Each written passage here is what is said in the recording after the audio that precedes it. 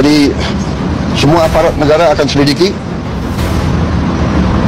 siapa yang bertanggung jawab, ya. Saya menduga kita sudah ada indikasi-indikasi dan kita akan tidak ragu-ragu. Saya tidak ragu-ragu membela rakyat. Saya akan hadapi mafia-mafia yang sekuat apapun saya hadapi atas nama rakyat.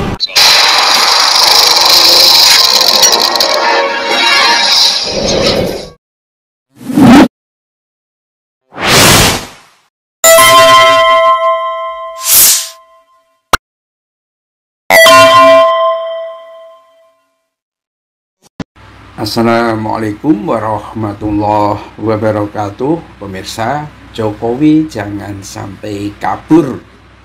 Ini kalau Prabowo betul-betul mau menghadapi mafia atau bahkan segera ringkus mafia, maka sebetulnya bosnya akan segera menyerah.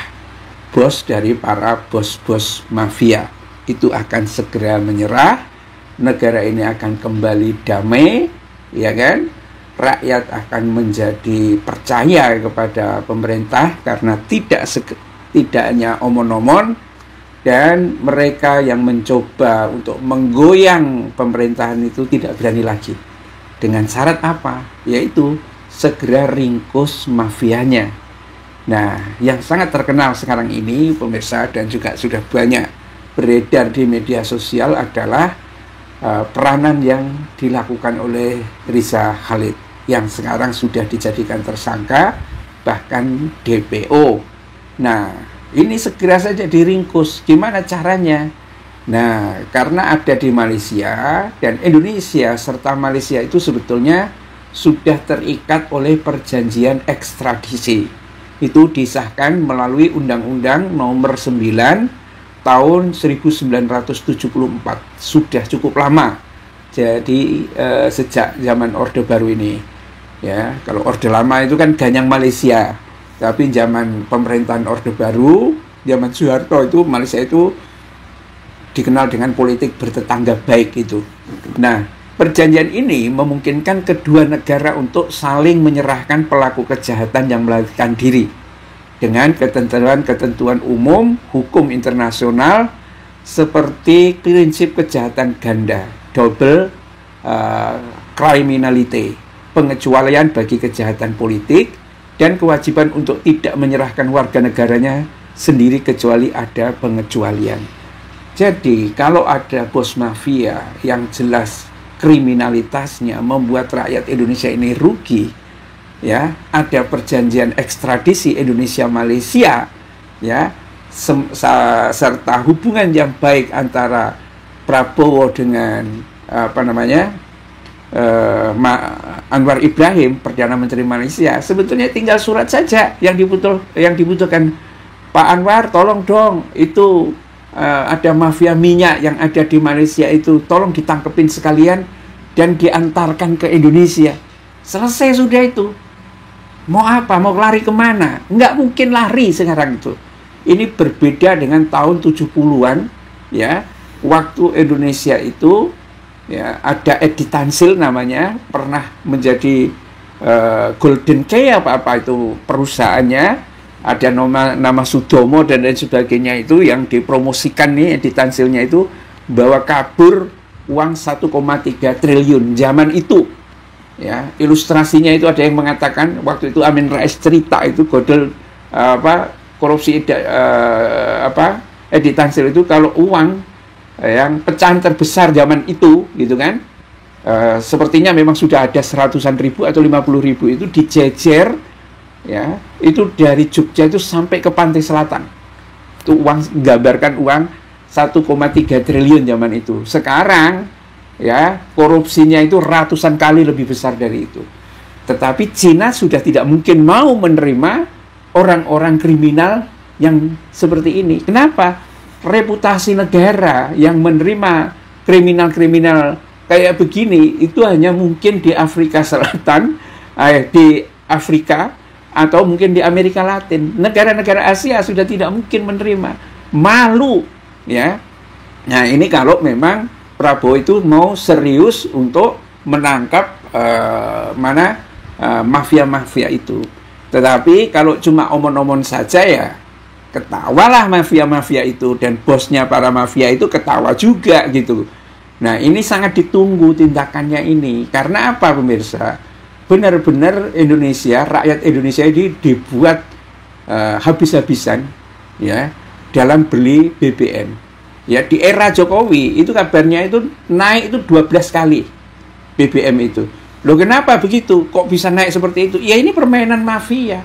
Sebetulnya harga minyak di Indonesia, apalagi juga sudah punya hasil minyak sendiri, ya, itu murah, setara dengan apa yang ada di Malaysia. Tapi karena ada mafia yang malah dilindungi, dan Jokowi malah memecat menteri-menteri yang punya integritas seperti Sudirman Said, memecat Said Didu sebagai Sekjen BUMN zaman itu, gitu kan?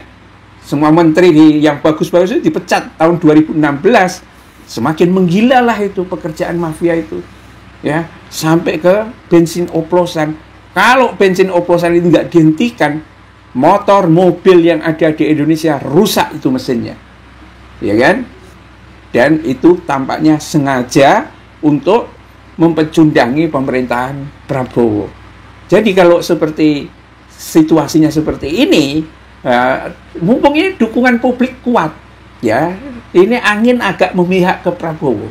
Publik, netizen dan sebagainya, pengamat-pengamat independen itu memihak semua ke Prabowo, ya, menginginkan supaya yang menjadi biang kerok kehancuran negara itu segera ditangkap, ya. Pecat Sri Mulyani juga termasuk, ya. Walaupun rumahnya dijarah, tapi yang jarah kan bukan demonstran, orang-orang suruhan juga, cari muka gitu kan, ya. Ini yang harus diselesaikan itu.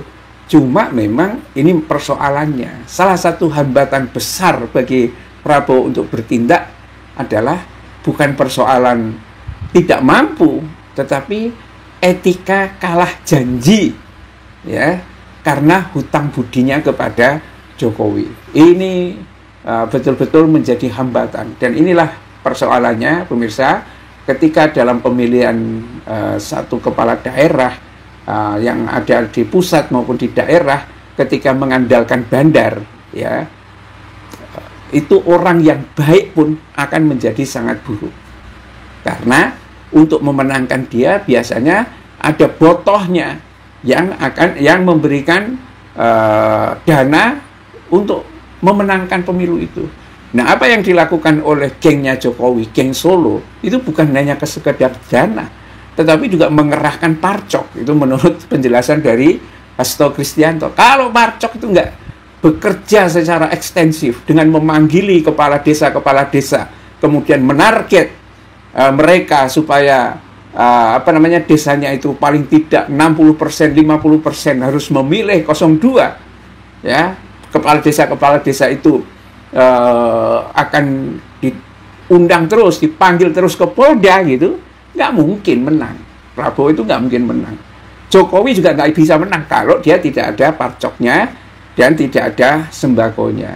Dan kenapa polisi sampai seperti itu? Ini juga balas budi, karena Listio Sigit Prabowo itu betul-betul dituntun, ya, kayaknya dari Polresta Solo sampai ke Jakarta, sampai akhirnya menjadi Kapolri. Dalam waktu menjadi Kapolri ini cukup lama, ya. Inilah yang akhirnya kesetiaan ganda itu sebetulnya sangat mengganggu. Kalau dalam Islam itu, ya, syirik, ya, menuhankan Tuhan lebih dari satu, jadi ada dua Tuhan yang dia harus mengabdinya, itu berat.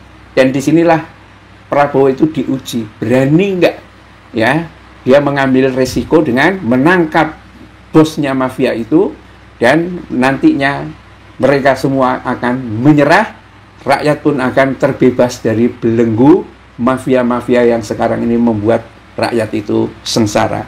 Bila taufiq wal hidayah. Assalamualaikum warahmatullahi wabarakatuh.